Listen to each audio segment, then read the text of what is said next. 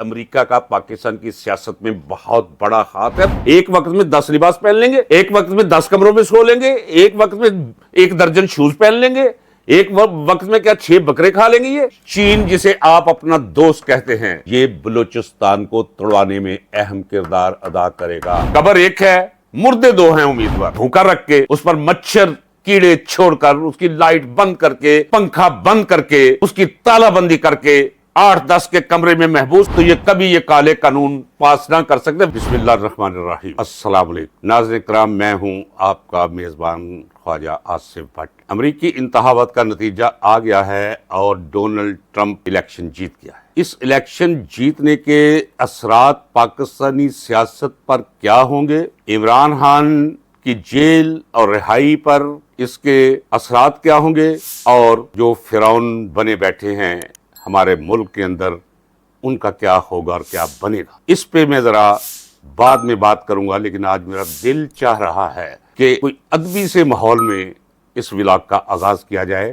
اور ادبی ماحول ادب برائے ادب نہیں، بلکہ اس ادب میں بھی آپ کے لیے پیغام ہے، عمران خان کو محبت کرنے والوں کو پیغام ہے، پاکستان کی خیر چاہنے والوں کے لیے پیغام ہے، اس ملک کی آنے والی نسلوں کی بہتری چاہنے والوں کے لیے پیغام ہے۔ یہ دعا ہے فیض احمد فیض کی۔ آئیے ہاتھ اٹھائیں ہم بھی، ہم جنہیں رسم دعا یاد نہیں، ہم جنہیں سوز محبت کے سوا کوئی بت، کوئی خدا یاد نہیں۔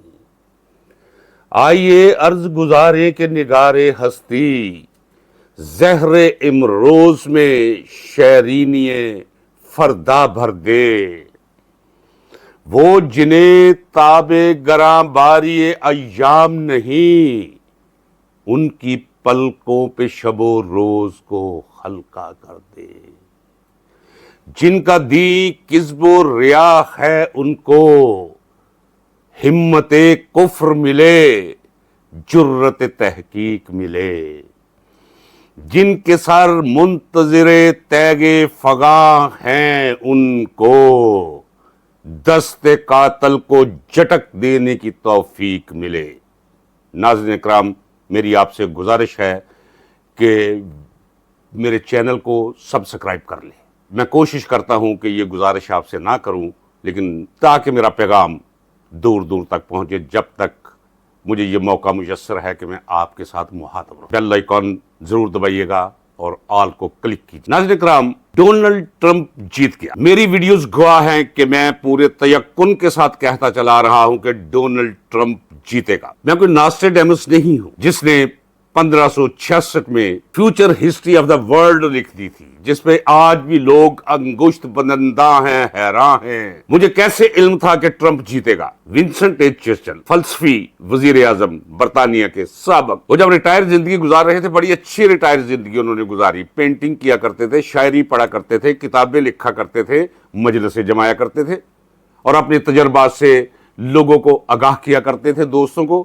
ایک دن دوستوں نے پوچھا کہ جس طرح ریاست کی ایک تعریف ہے، اس طرح ایک پولیٹیکل ورکر کی تعریف کیا ہے، ڈیفینیشن کیا ہے؟ تو چرچل نے کہا، جواب دیا کہ پولیٹیکل ورکر وہ ہے جو موجودہ حالات کو پیش نظر رکھتے ہوئے آنے والے نادیدہ حالات کا آپ کو پتہ دے سکے، علم دے سکے، بتا سکے، اس کا نقشہ کھینچ کے آپ کے سامنے رکھ سکے، اور اگر جو نقشہ اس نے کھینچا، جو اس نے بتایا، جو اس نے اندازہ قائم کیا، وہ پورا نہ ہو تو اس کی دلیل اور وجہ آپ کو بتا سکے کہ جو میں نے کہا تھا وہ کیوں نہیں ہوا۔ میں نے یہ بھی کہا تھا کہ موسم بہار آنے سے پہلے عمران خان آپ کے درمیان ہوگا۔ بظاہر صورتحال جو پچھلے مہینہ بھر سے جاری ہے، جس طرح اس کے مخالفین، اس کا برا چاہنے والے ہیپ ہیزرڈ میں، حواس باختگی میں کالے قوانین منظور کرواتے چلے جا رہے ہیں، اپنے ارد گرد حفاظتی باندھتے چلے جا رہے ہیں،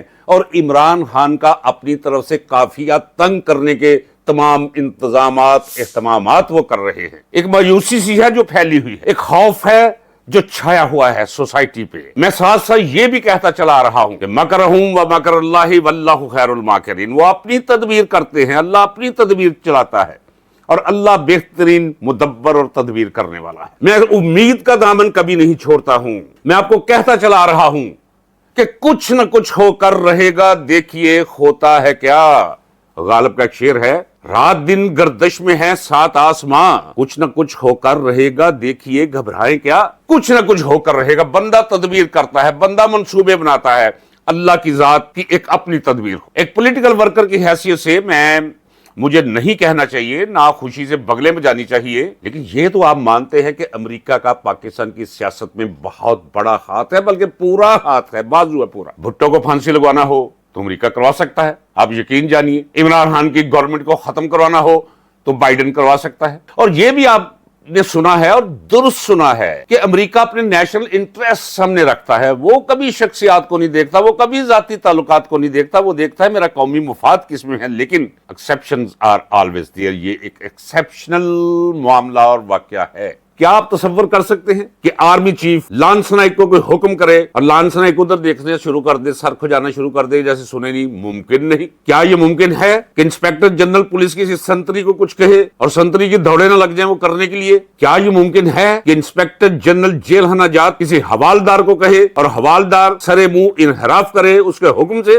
ناممکن. اسی طرح ناممکن ہے, ان کی جرت نہیں, ان کی جسارت نہیں, ان کی اوقات نہیں کہ امریکی صدر کچھ کہے اور یہ دائیں سے بائیں جائے. ناظرین کرام, حوالہ مجھے دینا پڑتا ہے چونکہ ایک ہے زرد صحافت. زرد صحافت تو بہت چھوٹا لفظ ہے. یہاں تو بے سوائے وہ کام نہیں کرتی جو صحافی کر رہے ہیں. یہاں تو لوگوں کی راتوں کو رنگین کرنے والی وہ فحشہ خواتین وہ نہیں کرتی جو یہ اس ملک میں کر رہے ہیں. میں بار بار کہتا چلا رہا ہوں, نام لے کر آپ کو بتا سکتا ہوں, میں ایک ایک شخص کو جانتا, سب میرے ہم عصر ہیں. میں جانتا ہوں کہ کس کی جوتا ٹوٹا اور اس کو جوتا موچی کو دینے کے لیے 5 روپے اس کی جیب میں نہیں ہوا کرتے تھے. سائیکل کسی سے مانگ کر جایا کرتے تھے. آج موجے کر رہے ہیں بادشاہوں کی طرح, پچھلی گاڑی پہ بیٹھے ہوتے ہیں, کوئی 1.5-2 کروڑ کی ڈرائیور آگے چلا رہا ہوتا ہے, بینک بیلنس موجود ہے 10-20-50 کروڑ روپے, 2-4 پیٹرول پمپ موجود ہیں, ایک فارم ہاؤس جس میں بھینسیں بندی ہوئی ہیں, بکریاں بندی ہوئی ہیں, طوطے اڑ رہے ہیں, مور پھر رہے ہیں. 450 روپے کی نوکری یہاں شروع کی تھی. وہ صحافی, نام نہیں لوں گا, گندی ہو جائے گی زبان میری, کسی ایک دو کا لے لوں گا جن پر مجھے افسوس ہے کہ وہ اپنا ضمیر نہ بیچتے.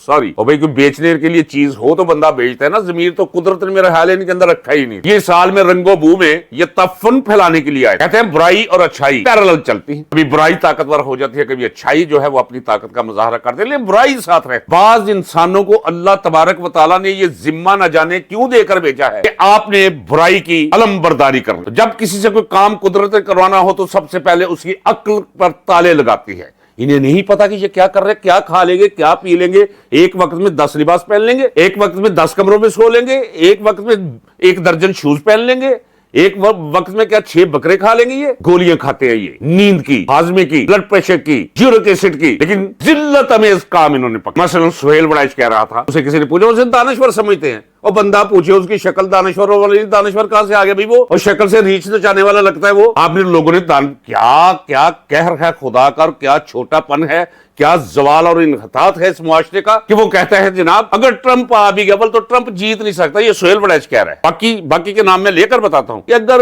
آ نہیں سکتا, کملا ہیرس جو ہے اس کے پلس پوائنٹ یہ ہیں, یہ دانشور بن رہا, لوگ سن رہے ہیں, بڑے سادے ہیں لوگ, اور کہہ رہا ہے کہ اگر ٹرمپ جیت بھی گیا تو اگر اسے دباؤ ڈالنے کی کوشش کی تو اب ہمیں امریکہ کی اتنی ضرورت نہیں, اب کوئی بھی ٹرمپ کا وہ دباؤ برداشت نہیں کرے گا, اس کے لیے ریئیکٹ کرے گا. یہ بتا کیوں کہتے ہیں؟ اس لیے ان کے دماغ میں ہوتا ہے کہ چین تو ہمارے ساتھ ہے, وہ ایک ابھرتی ہوئی سپر پاور ہے, ہمارا دوست ہے, ہمارا یہ کچھ ہے. پاک چین دوستی, میں آپ کو بتا رہا ہوں, میرا ولاگ پاک چین دوستی قصہ پاری نہ ہو. امریکنز میں تو پھر بھی کوئی دوستی یاری کوئی اخلاقیات ہیں, چینی قوم میں یہ بالکل بھی نہیں ہے. وہ بالکل ایک مشین کی طرح کام کرتے ہیں, مشین کی طرح سوچتے ہیں. کہہ چکا ہوں ولاگ میں, اور یاد رکھیے گا کہ یہی چین جسے آپ اپنا دوست کہتے ہیں یہ بلوچستان کو توڑوانے میں اہم کردار ادا کرے گا. آج میری بات آپ کو عجیب لگ رہی ہوگی, آج جو میں کہہ رہا ہوں وہی کل سب کہہ رہے ہوں گے. وہ فیض کا ایک شعر ہے کہ ہم نے جو طرز فغاں کی ہے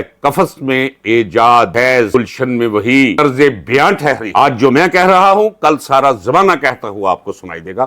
تو یہ سہیل بڑائچ کہہ رہا تھا. یہ کہتے کیوں ہیں؟ یہ خوش کرنا چاہتے ہیں آصف علی زرداری. ذرا ان کے حضور, ان کی جناب میں نے کورنش بجا لاتے, ذرا دیکھیں ناسیہ فرسائی کرتے دیکھیں. آپ کو پیٹ کے بل عبادت کرنے والے یہودی لیٹ کر پیٹ کے بل عبادت کرنے والے بھول جائیں گے. یہ اس قدر لیٹتے ہیں زمین ان کے بس میں ہو تو کہیں جناب کسی رگ قلین کی ضرورت نہیں، ہمارے بدن پہ آپ قدم رکھیں اور آگے رنجا فرمائیں۔ یہ سہیل وڑیچ اور اس کماش کے لوگ، سلیم صافی، کس کا نام لوں میں، نام آ رہے ہیں، لینے کو جی، عطا الحق قاسمی، اور بابا یہ سارے وہ لوگ ہیں جو جاتی عمرہ والوں کو خوش کرتے ہیں، وہ قوم کا خزانہ لوٹتے ہیں اور 5 کروڑ سے پکڑا دیا، جا کے یار زمین لے لے اور اس پہ جا کے بنا وہ اپنا فارم ہاؤس۔